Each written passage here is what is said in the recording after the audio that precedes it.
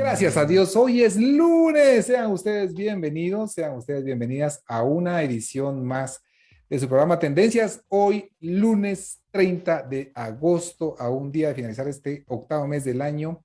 Les saluda Ángel Mejía en una tarde que está lloviendo en algunos sectores de la ciudad capital de Guatemala y entonces lo estaremos acompañando mientras llega hasta su casa. 599 programas que usted puede también escuchar a través de Facebook Live, ahí nos encontrará, o a través de YouTube, lo encontrará también en el canal Tendencias TV. Y si usted tiene una duda, una inquietud en relación a este tema de lo que vamos a estar platicando hoy, de las deudas, por favor escríbanos 599-511-11, 599-511, interactúe con nosotros. Y esta tarde tendremos esta conversación de los dos primeros segmentos con Yulisa Sánchez. Bienvenida nuevamente a Tendencias. Yuli, ¿cómo está? Muchas gracias, Agner. Pues un gusto estar aquí con Blanca, con Carlos y con todos ustedes, querida audiencia. Pues sí, Agner, ya tenía casi 3 meses de no poder participar en el programa, así que me siento muy honrada de poder acompañarles nuevamente. Y pues bendiciones para todos y esperamos que este programa realmente les ayude y bendiga a cada una de sus vidas. Exactamente. Y también esta tarde, bueno, Carlos Montes va manejando rumbo hacia su destino, pero está también con nosotros conectado. ¿Qué tal, Carlos? ¿Qué tal? ¿Cómo están todos? Gracias por esta invitación de estar aquí ya presente para poder dar un poquito acerca del curso de cómo ordenar las finanzas. Así que cualquier pregunta, duda, estamos a las órdenes. Gracias, Carlos. Y también está con nosotros Blanca Estela Rodríguez Ruano. Bienvenida, Blanqui, ¿cómo está? Muy buenas tardes, es un gusto y un privilegio compartir con ustedes. También, como decía Carlos, ¿verdad? Sobre el taller, cómo manejar nuestras finanzas. Es una bendición poder estar acá con ustedes. Perfecto. Bueno, vamos a hablar acerca de las deudas. Ese es el tema que nos va a ocupar esta tarde. Deudas. ¿Qué es la deuda? ¿Las deudas son buenas, son malas? ¿Qué pasa si yo estoy metido en mucha deuda? Pero hablemos de la deuda, Yuli. ¿Qué piensa usted acerca de las deudas? Bueno, la deuda en principio, pues la misma Biblia dice, ¿verdad? Que el que presta es esclavo de la persona que le prestó. Bajo ese principio bíblico, pues sabemos que la deuda de alguna manera genera esclavitud, genera intranquilidad en la vida de una persona. Algunas personas se endeudan por situaciones que les pasan inesperadas en la vida y por supuesto que hay casos así, pero lamentablemente son los menos.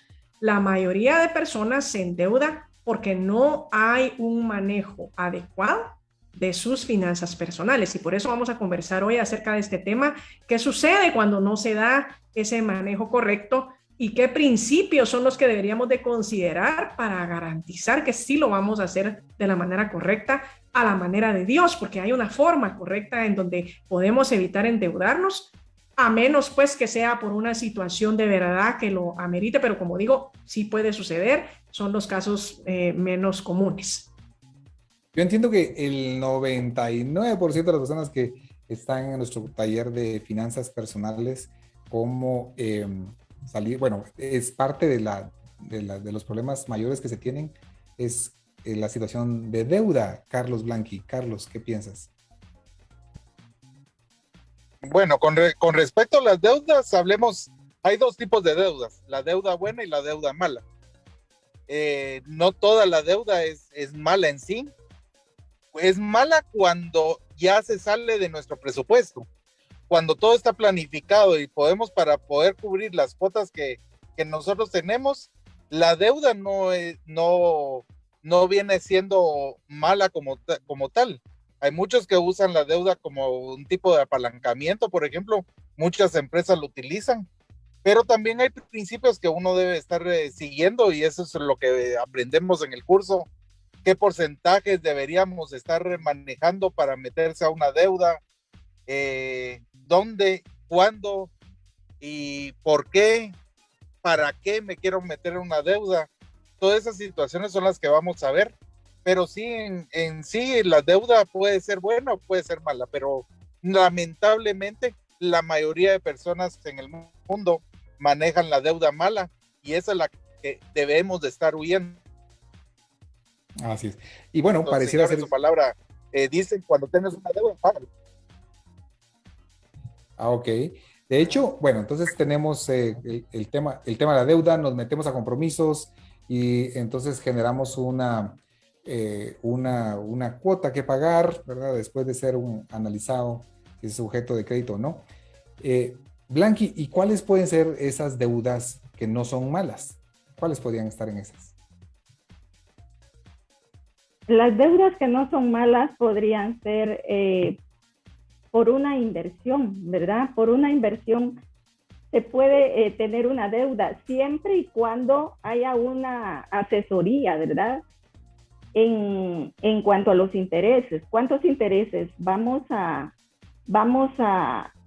pagar de ese préstamo para poder hacer una inversión?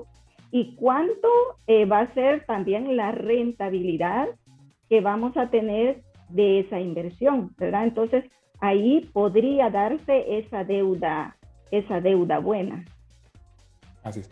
Digamos, vemos que hay una posibilidad de ganar valor en el tiempo y en función de esa rentabilidad.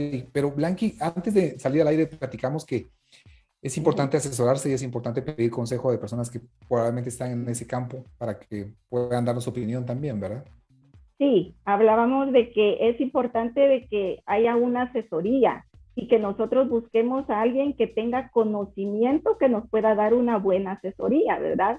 Porque es necesario tratar de hacerlo lo más acertadamente posible, porque si no lo que va a pasar es que esa inversión no nos va a traer una rentabilidad, sino que se nos va a quedar en una deuda, ¿verdad? Después nosotros, lejos de obtener una ganancia, nosotros vamos a quedarnos con una deuda mala, ¿verdad? Por no tener una asesoría, no tener conocimiento sobre cómo lo tenemos que hacer, ¿verdad? O sea, no hay que hacerlo a la ligera, hay que hacerlo con conciencia de que se va a manejar dinero y que Dios quiere que seamos ordenados para manejar el dinero. Yuli, y digamos, ¿qué piensa usted cuando hablamos de deuda mala? ¿Qué es lo que se le viene a la mente? Bueno, antes de responder esta pregunta de la deuda mala, solo quería hablar sobre la deuda buena, ¿verdad? Porque considerando lo que mencionaban Carlos y Blanqui, en la parte de saber en qué endeudarse, ¿verdad? Yo creo que además de la asesoría, hay que establecer una manera certera de cómo se va a pagar esa deuda, porque eso es lo que sucede con muchas personas que no tienen ni siquiera ninguna garantía, digamos, de cómo lo van a hacer, y muchos optimistas creyendo que el negocio, en el papel todo lo aguanta, como decimos, ¿verdad? Y a veces los números de rentabilidad se ven muy bien, pero cuando ya nos damos cuenta realmente que las cosas no están saliendo bien, no tenemos una manera de salir de eso y ahí es donde mucha gente, esa deuda que en principio era buena, se le convierte en una deuda mala, ¿verdad? Entonces yo creo que esa parte que también viene acompañado con la asesoría, pero creo que es muy importante decir eso, ¿verdad? Tener una forma certera, pensar en el peor escenario. Los estrategas eso hacen, ¿verdad? Un buen estratega piensa en el peor escenario para prepararse. Obviamente está deseando el mejor escenario, pero tiene que pensar en el peor, ¿verdad? Eso es parte de la previsión y de la planificación. Ahora, ¿qué pienso de la deuda mala? La deuda mala, pues yo creo que a esa es a la que se refiere la Biblia, ¿verdad? Cuando hacemos uso del dinero más allá de lo que nuestras capacidades nos lo permiten, es decir, que gastamos más de lo que ganamos para comprar cosas que no necesariamente generan un valor. Hay cosas que, como bien decía Carlos y Blanca, son inversiones, pero hay cosas que son un gasto nada más. ¿Cómo diferenciamos una cosa de la otra? Un gasto es algo que no va a generar valor en el tiempo. Por ejemplo, yo compro un vehículo, por supuesto que es un utilitario y el vehículo me va a servir, pero el vehículo nada más lo saqué de la agencia, sea nuevo o sea usado, ya perdió un porcentaje de su valor, ya se depreció, ¿verdad? Entonces eso en realidad va a ir perdiendo valor en el tiempo. Pero por ejemplo, yo me endeudo porque voy a comprar una casa, ¿verdad? Eso sí va a tener un valor y de hecho la misma casa es una garantía, porque en el peor de los casos, si no puedo pagar la deuda, pues me van a quitar la casa, pero hasta ahí. Y tengo una forma de responder ante esa deuda. Entonces, esa es la diferencia. Y la deuda mala se da muchísimo por las cosas que la gente quiere comprar muy rápido. Eso es lo que yo he visto, ¿verdad? Que no tenemos el principio de diferir la gratificación, se llama eso, ¿verdad? Que es esperar a tener los fondos suficientes para poder hacer la compra sin necesidad de endeudarnos, ¿verdad?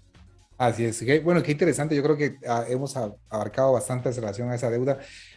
Yo no sé, a mí no me gusta tanto deuda buena o deuda mala, pero sí creo que hay una deuda que no necesariamente es dañina, ¿verdad? Carlos, ¿qué otros elementos has visto, digamos, en personas que llegan al taller de finanzas personales, cómo ordenar mis finanzas, como uno de los errores? Claro, muchas veces de los errores que nosotros hacemos es en lugar de usar porcentajes de presupuesto que cada uno usa, es que primero se mete una deuda sin tener presupuestos. Solo dice, por ejemplo, en una pareja, ¿cuánto gana el esposo? Pues gana 10,000 y la esposa gana 5,000, entonces tenemos 15,000 en total y nos metemos a una casa que vale 8,000 quetzales de hipoteca. Solo con eso ya vamos a un paso muy crítico para irnos al barranco prácticamente en alguna situación de nuestra vida, porque no es así como se deben tomar las cosas. No usan presupuesto, no saben que después de la casa, solo la hipoteca, tengo que pagar mantenimiento, tengo que pagar agua, tengo que pagar luz, o sea que en vivienda se llegan a endeudar aproximadamente en un 60-65% de los ingresos. Y eso es crítico en cualquier situación. Entonces no saben que, digamos, por ejemplo, en vivienda yo tengo que gastar hasta un máximo de 45, pero eso es un máximo. Lo ideal sería un 30% de vivienda. Pero muchas veces nos endeudamos con un 65%, ¿y qué hacemos con el otro 35% para vivir? ¿Verdad? Es crítica esa situación porque no tenemos, primero, no hemos pedido el consejo necesario. Tenemos que pedir consejo de las personas que saben.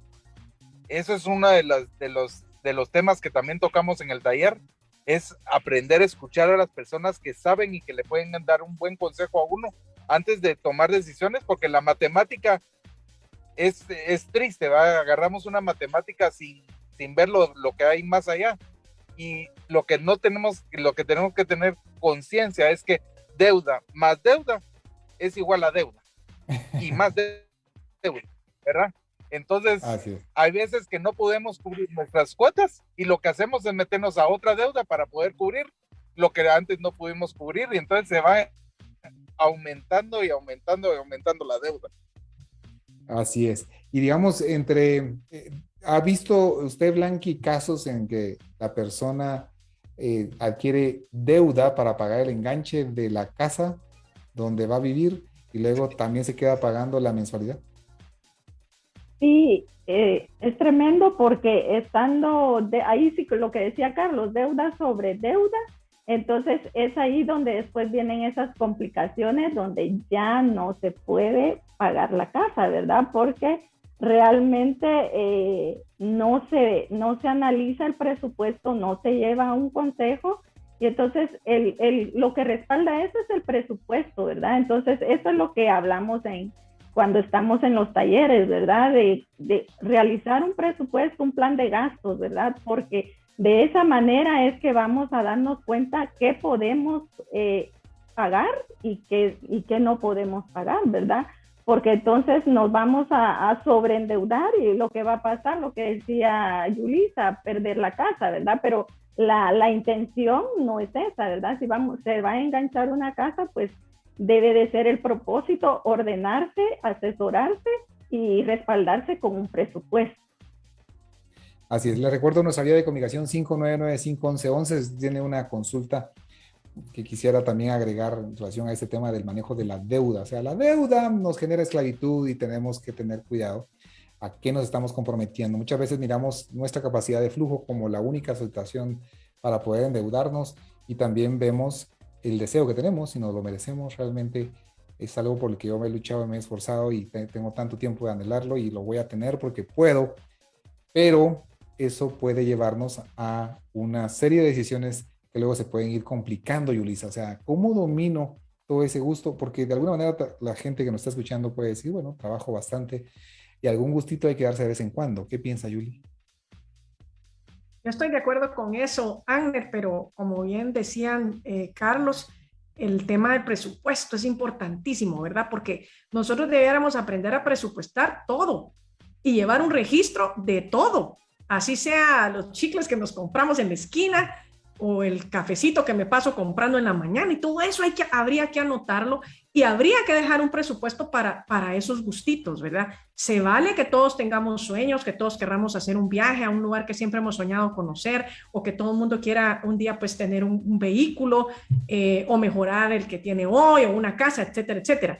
El tema es que aprendamos a manejar un presupuesto porque ese es el indicador que nos va a decir si podemos o no podemos y en qué momento, y en qué sí gastamos y en qué no. Y lo más importante, Agner, es sujetarnos a ese presupuesto, porque también conozco mucha gente que hace presupuestos, pero los tiene como de adorno, ¿verdad? Porque a la hora de la hora no los sigue, ni los voltea a ver, ni registra sus gastos, y ahí es donde creo que la disciplina juega un papel muy importante y el orden al que estamos llamados también, ¿verdad? Dios es un Dios de orden y Él espera que nosotros también seamos personas ordenadas y organizadas con el dinero que Él pone en nuestra mano, porque lo principal es entender que no es nuestro dinero, es el dinero que Dios pone en nuestras manos y Él espera que nosotros seamos buenos mayordomos de ese dinero. Hay un bonito libro, Las 10 leyes irrefutables de la destrucción y la restauración económica, que sacó el doctor Andrés Panasiuk a manera de novela. Cuando digo novela, es como una historia que se da en el año, ¿qué será? Cuando en el año 634, la conquista musulmana de Siria. Y es bien bonita porque habla de la parábola del hijo pródigo desde una perspectiva de cómo se destruye el dinero y después también cómo puede uno restaurarse. La primera ley de la destrucción del dinero en relación a esa parábola es la ley del corazón infeliz. El hijo, aún teniéndolo todo, se sentía infeliz, no encontraba la satisfacción personal en su vida. Y esa ley del corazón infeliz tiene que ver con ese principio del contentamiento. Yo no me siento contento con lo que estoy viendo, con lo que tengo, y entonces busco satisfacer con otro tipo de cosas. Y la ley número 2 es la ley del alma impaciente, ¿no? Entonces, que dice en la parábola, lo primero que llevó al hijo menor por el camino de la destrucción económica es el haberse permitido tener un corazón infeliz, insatisfecho con las cosas que ya tenía, y lo segundo que le llevó a la ruina es el haber tenido un alma impaciente. Yo lo quiero en este momentito poseer todas las cosas ya. Y el tercero es la ley del espíritu libre. A mí nadie me manda, yo puedo hacer lo que quiera, total es mi dinero y a mí me ha costado. Y esa es la tercera ley de la destrucción económica. Creo que hemos hablado de estas en esta primera parte. Y luego, la cuarta tiene que ver con una mente desorganizada, ¿no? Recibe dinero, se va lejos, y eso me llama la atención porque se va lejos, no quiero que nadie me mire, yo me voy a ir donde nadie me conozca y así hago mi vida como quiera. Y la cuarta tiene que ver con la mente desorganizada. Entonces él empieza a gastar y que aquí dice, es de notar que la parábola que nos contará el maestro dice que el joven insensato se fue a un país lejano y allá se dedicó a darse gusto, haciendo lo malo y gastando todo el dinero. ¿Qué tan desorganizados estamos, querido amigo oyente? Es decir, desde cuenta de las 4 cosas que hemos hablado hasta el momento, me siento descontento, me siento un poco infeliz, quiero las cosas ya y realmente quiero, voy a aprovechar porque yo necesito esa libertad y genero desorganización. De las personas que asisten a este taller, es un taller, por cierto, de finanzas personales que se llama Cómo ordenar tus finanzas. Así se llama el taller, es parte de Provisión y del Ministerio Solvencia. Y son 12 semanas iniciando el 6 de septiembre. Y si usted quiere más información, aquí le mandamos el vínculo a través del WhatsApp de Tendencias o a través del WhatsApp 30448599. ¿Qué tan desorganizados llegamos, mi querido Carlos, al curso cuando estamos empezando? Llegamos muy desorganizados, ¿no? Yo me agarro la cabeza que nos están viendo en video. ¿Qué tan desorganizados llegamos? No escuchamos a Carlos, pero... Llegamos sí, tan desorganizados que ya llegamos con una intranquilidad en el corazón. Primero porque existen ya muchas llamadas de cobros, ya la gente anda con deuda sobre deuda. También hemos visto a gente que ha llegado donde su deuda era de 20,000 quetzales, por ejemplo, y ahora resulta que lo llamaron y ya no debe 20,000, debe 80,000, porque nunca conocen lo que es el interés compuesto, qué es cómo lo manejan las tarjetas de crédito. Generalmente las gentes que están llegando muy desorganizadas tiene que ver con las tarjetas de crédito. Ese es como que el común denominador de las personas que nos están llegando. Pero yo te quiero hablar a ti, oyente, acerca de la organización de las finanzas. No solo tiene que ver con las personas que están en deuda, tiene que ver con las que no tenemos deuda también, porque si tú sos de las personas que lo que te ingresa lo gastas y no te endeudas para nada, y ahí está, te quedaste en cero, resulta que eso no es ser un buen una persona organizada en sus finanzas. Una persona libre financieramente no solo tiene que ver con no tener deuda. Una persona libre financieramente es la persona que tiene lo suficiente para poder ahorrar, lo suficiente para poder invertir, lo suficiente también para ser generoso, porque no solo se trata de recibir y recibir. Ser una persona que no solo trabaja para pagar cuentas, trabaja para generar recursos. Y esa es la persona que también quisiéramos tener en los talleres. No solo persona que esté totalmente endeudada, que no puede salir, sino que aquellas personas que quieren llevar sus finanzas a un nivel superior, a una libertad financiera. Y digamos, y de hecho, tanto bueno, yo recuerdo algunas veces que he tenido conversaciones con personas que acaban de empezar a trabajar y empiezan con un taller de finanzas personales, o aquellas personas que se van a casar y empiezan. Esa es la mejor etapa, amigo oyente, qué bueno, qué bendición poder empezar. Si no, si ya estoy pues en problemado, bienvenido de todas formas. He conocido personas también que visualizan un problema en el futuro y he tenido conversaciones con personas que dicen, voy a meterme, estoy casado, creo que estamos gastando mucho y entonces si pudieras venirte con tu esposa, le digo, vente, ¿verdad? Los dos va a ser esto un tema común que les va a ayudar muchísimo y porque, digamos, un solo leño no arde cuando hay dos y ya prende fuego, haciendo también la analogía que dos es mejor que uno, como dice la palabra, porque pues cuando cayera el quien habrá que lo levante. Nos metemos los dos, Blanqui, al taller, entonces, esposa. Sí, lo ideal es eso, ¿verdad? Lo ideal es eso. En el curso que recién se acaba de terminar, fueron varios matrimonios que estuvieron y ellos daban testimonio de eso, ¿verdad? De que tenían hecho un presupuesto, pero no lo respetaban. Entonces, también a eso ayuda, ¿verdad? A ser más intencionales para ir practicando todos los principios que miramos en los talleres, ¿verdad?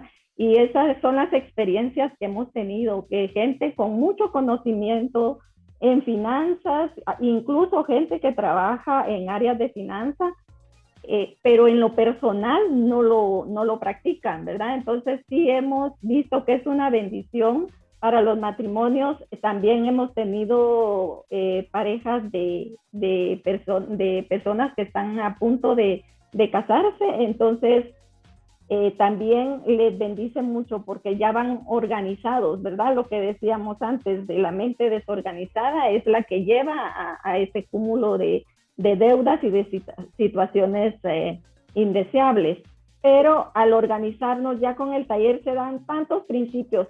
En realidad son 12 semanas, se dan principios básicos, pero tan importantes para organizarnos y para tener ese contentamiento que Dios quiere que tengamos, ¿verdad? Y ese ordenamiento que tenemos que tener en nuestros ingresos, ¿verdad? Porque eso le agrada al Señor, ¿verdad? Que seamos fieles administradores, fieles mayordomos. Y es bonito porque como hemos visto en los talleres, testimonios de cuántas personas han salido de sus deudas, ¿verdad? Cumpliendo los principios que se dan en el taller. El taller son 12 semanas, pero de ahí en adelante la gente queda ya con esos hábitos, con esa disciplina. Después nos mandan esos testimonios donde la gente ya ha podido salir de esas deudas, llegar a esa zona cero. Y también nosotros los que estamos ahí como voluntarios, Dios nos permitió ingresar al taller. Y les cuento que para mí fue una gran bendición porque tenía una deuda bastante alta y Dios me permitió organizarme y en 3 años salí de la deuda. La verdad es que se lleva uno su tiempo, pero así como se lleva uno tiempo para endeudarse, pues también hay que tener esa paciencia y esa disciplina para poder llegar a esa zona cero donde Dios quiere vernos a todos nosotros. Yo creo que sería lindo que nos contara un poquito más de su testimonio, cómo logró salir de esto. Pero vamos a hacer una pausa en este su programa de tendencia número 599, recordándole nuestra vía de comunicación 599-511 a través del WhatsApp. Comuníquese con nosotros, estamos hablando acerca de las deudas y también comentándole que viene pronto una promoción de un taller de finanzas personales. Si usted desea ingresar, son 12 semanas. Lo invitamos. Hacemos una pausa y regresamos entonces en un momento.